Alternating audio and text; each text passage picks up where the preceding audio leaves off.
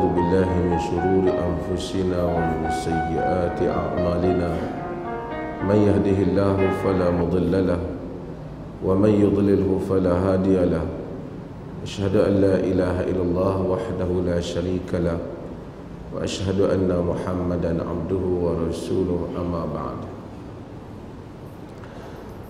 Kita ambil kesempatan sedikit pada hari ini sempena hari cuti sambutan Tahun Baru Hijrah.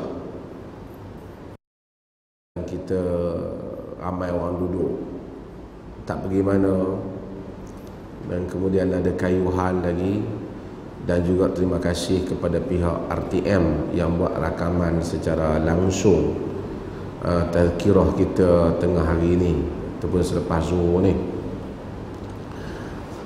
Secara umumnya kita tazkirah aja, kita bukan ada kuliah. Bila datang tahun baru, ramai orang cakap macam-macam tentang tajuk tahun baru. Orang buat forum, ada buat ceramah, ada buat macam-macam lah. Kemudian bila mari tahun depan, kita cakap lagi lah. Kadang-kadang kita ulang perkara yang sama. Kita dah sebut sebelum ini bahawasanya Nabi SAW berhijrah pada bulan Rabiul Awal. Baginda bukan berhijrah pada bulan Muharram, tetapi Muharram ini ialah bulan pertama yang ditentukan oleh Umar bin Khattab radhiyallahu an di dalam permulaan tahun kalender Islam, yang mana Umar telah mengambil keputusan untuk menjadikan hijrah Nabi sebagai titik permulaan kiraan tahun, yakni hijrah Nabi dijadikan sebagai tahun hijrah Nabi sebagai tahun di mana kalender Islam bermula. Apapun manusia bercakap tentang masa yang telah pergi dan masa yang akan datang, masa yang pergi dia tidak akan kembali. Yang telah pergi, manusia mungkin ada duit, dia boleh beli banyak perkara, tapi dia tidak boleh membeli masa. Kalau orang boleh beli masa, saya orang kaya tak matilah. Setiap kali nak mati, dia beli lagi 10 hari, dia beli lagi 5 hari, dia beli lagi setahun, tak mati dah. Tetapi masa adalah hak mutlak Allah Azza wa Jalla. Sehingga di kalangan ahli-ahli falsafah dahulu membincangkan masa tu apa, masa tu sendiri apa, sehingga mereka Newton dan sebelum Newton Aristotle, ramai di kalangan mereka bincang macam mana nak definekan masa. Saya banyak kali dah cakap pasal masa ni, tapi saya nak sentuh satu perkara tentang kehidupan ini yang Allah bagi kat kita. Semua kita masih hidup ni Allah bagi kehidupan. Bila datang tahun baru, tak semesti sebenarnya tahun baru. Kalau kita nak insaf, setiap hari kita boleh insaf. Tapi oleh kerana katakanlah tabiat manusia, tengok-tengok tahun dah no kita, maka dia berfikir tentang apa yang telah berlalu di dalam hidup dia. Setahun dah rupanya baru, dia lepas tahun lepas, masuk pula tahun baru. Maka manusia kadang-kadang kerana itu dia koreksi diri. Dia mula duk nilai diri dia balik, apa yang telah aku buat pada setahun yang lepas. Apapun perkara yang terbesar, ubat kepada semua masalah yang kita lakukan atau kegiatan yang telah kita lakukan ialah taubat kepada Allah Azza wa Jalla. Bagi setiap hari, bagi setiap minit, bagi setiap minggu, bagi setiap bulan dan tahun yang telah kita lalui, kita tentu ada salah dengan Tuhan Jalla wa'ala.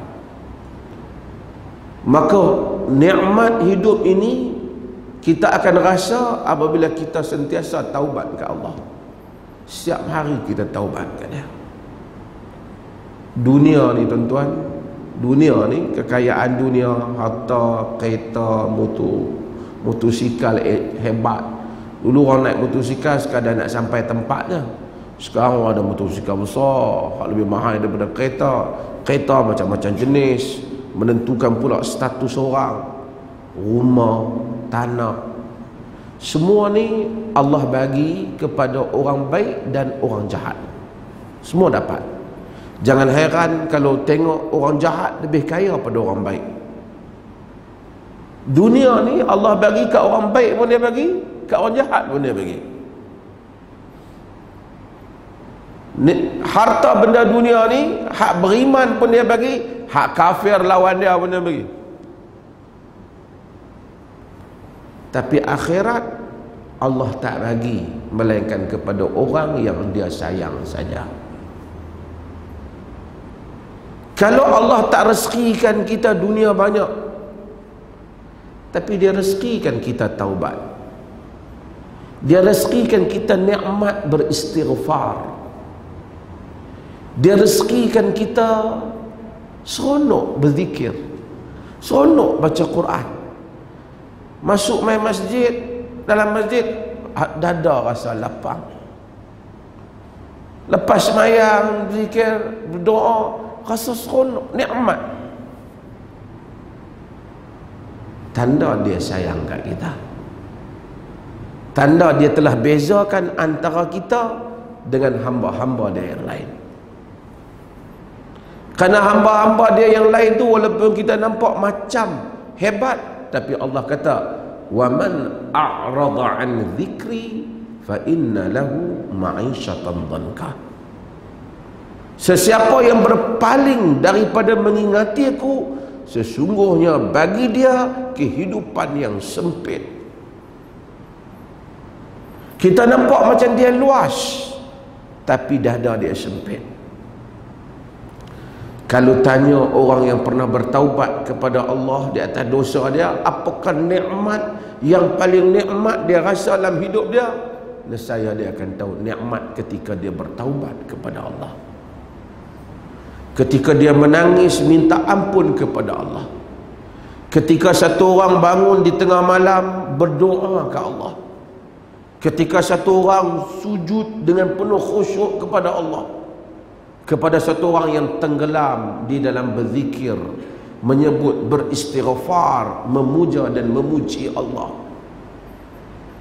Ini satu nikmat yang tidak dapat dipahami oleh orang yang tidak merasainya. Sebab itu ahli-ahli ibadat, orang-orang yang mendekati diri mereka kepada Allah Jalla wa'ala, mereka lihat dunia ini kecil ya. Sebab itu mereka mampu beristiqamah di atas jalan Allah, mampu menghadapi ancaman yang besar kerana sandaran mereka kepada yang maha besar.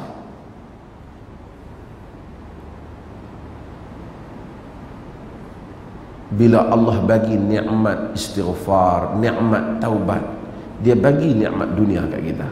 Dunia ni bukan mesti nikmat apabila kita hebat, kaya raya. Kerana kita tahu, macam saya selalu sebut tuan-tuan, manusia ni bila mai 40, 50 umur, dia mula dah tahu bahawasanya tak banyak lagi cita-cita yang dapat dia capai.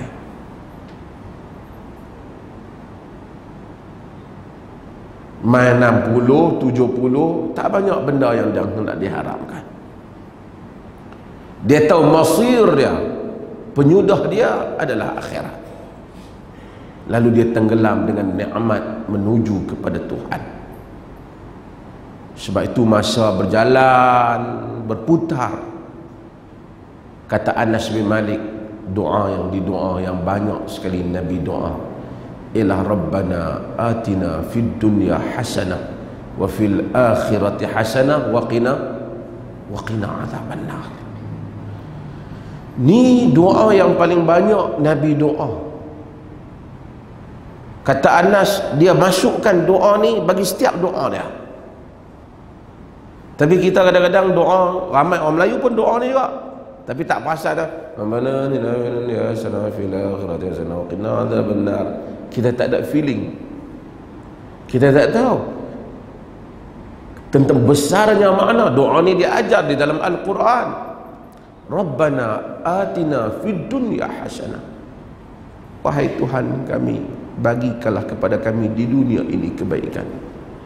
Wa fil akhirati hasanah, di akhirat kebaikan. Wa qina adzabannar, selamatlah kami daripada azab neraka. Sebab itu bila kita tawaf daripada rukun Yamani kepada Hajarul Aswad, kita baca Rabbana atina fid dunya hasanah wa fil akhirati hasanah wa qina adzabannar. Dan kita disuruh membanyakkan doa ni supaya di dunia kita hidup dengan baik, di akhirat juga kita baik dan selamat daripada api neraka. Nabi dalam hadis Muslim, Nabi ajak satu doa. Nabi kata, Allahumma aslih li dini alladhi huwa ismatu amri. Ya Allah, perbaikkanlah urusanku. Ya Allah, baikilah untukku agamaku, yang mana ia merupakan pelindung urusanku. Yang lindung kita agama, yang menjadikan kita ni fikir betul dalam hidup ni kerana ada pertimbangan agama. Pasal apa kita tak buat nak ni? Kita tak buat, kata dosa, haram.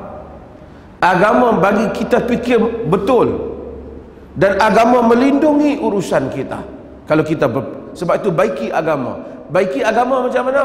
Bagi kita faham betul agama, bagi kita boleh amal betul agama. Nak amal agama ni pun kena pertolongan Tuhan, taufik. Yang kita dok kata ihdinas siratal mustaqim.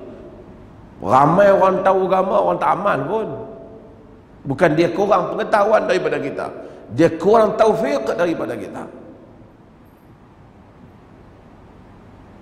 Wa aslih li dunyaya allati fiha ma'ashi. Ya Allah, baikilah duniaku yang mana aku hidup di dalamnya, padanya kehidupanku, supaya hari-hari Tuhan baiki, kita tak bergantung ke orang, kita rezeki dibuka. Tadi tuan-tuan, Allah ni uji orang ni. Kalau dia sayang, dia paling daripada mengingati Allah, Allah akan jadikan dunia dia kepahitan untuk dia. Wa man a'rada an dzikri fa inna lahu ma'isyatan dhanka. Siapa yang berpaling daripada mengingatiku, bagi dia kehidupan yang sempit. Dia ada anak, anak lawan dia. Anak membesar bagus. Dia ada isteri, isteri derhaka kat dia. Dia ada sahabat, sahabat tak setia kat dia. Dia ada macam-macam. Akhirnya benda yang dia sayang, Tuhan akan jadikan itulah racun dalam hidup dia. Tuan-tuan tengok hal ni berlaku banyak. Sebab itu kita tak heran kadang-kadang orang selebriti besar, masyhur, bunuh diri kerana tak puas hati dengan orang tu, kecewa dengan orang ni, racun. Kerana apa? A'radha an dzikri, berpaling daripada mengingatiku. Maka bagi dia kehidupan yang sempit. Kita minta Allah baiki dunia kita, baiki tempat kerja kita, baiki tempat cari makan kita, baiki keluarga kita, baiki anak-anak kita, isteri kita. Allahumma aslih li akhirati allati fiha ma'adi. Ya Allah, baikilah akhirat aku, yang mana padanya lah aku akan kembali. Nabi ni diajak doa cantik semua. Kemudian Nabi kata, Nabi baca apa lagi? Allahumma ja'al hayata ziyadatan li fi kulli khair. Ya Allah, jadikanlah hidup ni sentiasa duk tambah baik. Wa ja'alil maut rahatan li min kulli syarr. Jadikanlah mati kerehatan aku daripada semua kejahatan. Kalau Tuhan nak bagi hidup lagi, minta hidup yang baiklah. Sebab hidup di dunia ni dibandingkan hidup akhirat, tak ada apa hidup dunia ni. Walaupun kadang-kadang kita syok, dapat hidup lagi 5 hari, dapat hidup lagi 5 tahun. Tapi hakikatnya balik kepada Allah, nikmat hidup lebih besar. Tapi mata kita tak nampak, maka kita tentu teringin hidup di sini. Ada anak pinak kita, ada harta kita, boleh makan di dunia ni. Tapi di akhirat lebih baik. Sebab itu apabila Sulaiman bin Abdul Malik bertanya kepada Salamah bin Dinar, pasal apa kami ni raja-raja, dia sultan, dia khalifah, kemana khalifah orang besar ni rasa tak suka dengan kematian? Pasal apa? Salamah bin Dinar, anak murid Abdullah ibn Umar, alim besar. Kata Salamah bin Dinar, li'annakum kharrabtum akhiratakum wa ammartum dunyakum. Karena kamu telah musnahkan akhirat kamu dan kamu telah makmurkan dunia kamu. Maka semua orang dia tak suka keluar daripada min baitul amir ila baitul kharab, keluar daripada rumah yang elok kepada rumah yang buruk. Tapi kita minta ke Allah, Nabi kata wa aslih li akhirati, ya Allah baikilah akhirat aku. Ni patut hafal doa ni, tak boleh baca cara Melayu. Baca cara makna tu kena bagi betul. Ya Allah baikilah untukku akhiratku, di mana padanya kehidupanku. Ya Allah jadikanlah kehidupan ini ziyadatan li fi kullil khair, bertambah-tambah untukku, penambahan untukku pada kebaikan. Kalau Tuhan nak tambah lagi umur lagi 5 tahun, minta tambah baiklah. Jangan lagi 5 tahun duk tambah jahat, tambah tak elok. Wa ja'alil maut rahatan li min kulli syarr. Kalau Tuhan nak matikan, jadikanlah kematian rehat aku daripada semua kejahatan. Mudah-mudahan Allah Azza wa Jalla jadikanlah penambahan hidup kita ni, dia tambah kita lagi berapa tahun ke berapa bulan, ialah penambahan kepada kebaikan. Yang tahun lepas main masjid, tahun ni lagi kita main, lagi kita mengaji, lagi kita zikir. Kalau sebelum ni zikir mungkin 100 kali istighfar sehari, kita naik bagi banyak ratus lagi. Kita banyak lagi selawat kepada Nabi, kita banyak lagi sebut-sebutan yang baik, kita lebih jaga perkataan kita, lebih jaga perbuatan kita, lebih jaga rezeki kita, lebih banyak doa kita, lebih banyak tahajud kita, lebih banyak ibadat kita, sedekah kita. Setiap kali dia tambah umur kita, kita tambah kebaikan. Tapi kalau lagi dia tambah, kita kurang kebaikan, bahaya. Sebab macam mana pun perjalanan kita ni, pandai terang mana pun nampak hebat, markah akhir paling penting sekali, iaitu penyudahan yang akhir. Sebab tu saya sebut Syekh Abdul Aziz Abdullah bin Baz rahimahullah, dia pernah sebut antara benda yang jangan kita berhenti doa, minta supaya Tuhan jadikan kita ni penghujung hayat ni husnul khatimah, penyudahnya kebaikan. Ada orang nampak macam bagus, tapi Tuhan marah kat dia, hujung dia tak bagus. Hidup biasa-biasa okey, hujung dia sakit lah, kata Allah jadi uji sakit. Dia komplain Allah sepanjang masa, pasal apa lah yang aku ni nak sakit sangat pun tak tahu, buat menyusah orang je, macam-macam dia komplain. Dia tidak husnul khatimah. Tapi bila Allah jadikan penyudah, saya baru ni pergi haji, ada satu hamba Allah, sahabat buat liputan, dia meninggal, tapi saya tak mahu sebut nama dia sini lah. Allah lebih tahu. Walau uzaki ahdan ala Allah, kita tak berani nak bagi apa-apa pujian mengatasi Allah Jalla wa'ala. Tapi ada satu hamba Allah, orang besar, orang ada jawatan besar, dia pergi juga haji pasal dia terima sebagai tetamu tu. Tapi dia kanser dah tahap 4 dah. Jadi saya selalu lah duk jalan, selalu duk tanya dia, okey lah Datuk, okey lah Datuk, okey lah. Okay. Dia cakap tak banyak, dia kita berjalan kadang-kadang daripada khemah di Mina nak mai ke bas, walaupun tetamu ke apa, bas akan boleh masuk. Jalan tu ada kat 5-6 kilometer kat jalan. Tapi dia jalan, orang mungut letih dia. Saya pun tanya, saya nak bagi dia duduk lah. Dah sampai dia kira dia okey. Tapi nampak tu laih. Orang tawah, sa'i, melontar tapi melontar. Dia balik Malaysia 2-3 hari, kemarin 2-3 hari ni dia mati, dia meninggal. Artinya ujung dia tu dia pergi buat benda baik lah. Kadang-kadang kita tengok macam saya cerita dulu, satu orang, insya-Allah kita ni harap macam tu, macam mana pun hak ujung tu Tuhan bagi belah baik kat kita. Jangan hak belah ujung tu lah kita komplain Tuhan banyak. Kita merungut sakit, kita merungut tak puas hati, rezeki korang. Kadang-kadang Tuhan uji. Dan Tuhan tak uji saja-saja, dia tahu bagi setiap hamba tu apa yang tersimpan dalam dada hamba. Mudah-mudahan Allah Ta'ala bagikan kebaikan kepada kita, insya-Allah. Wa sallallahu ala nabiyina Muhammad walhamdulillahi rabbil alamin.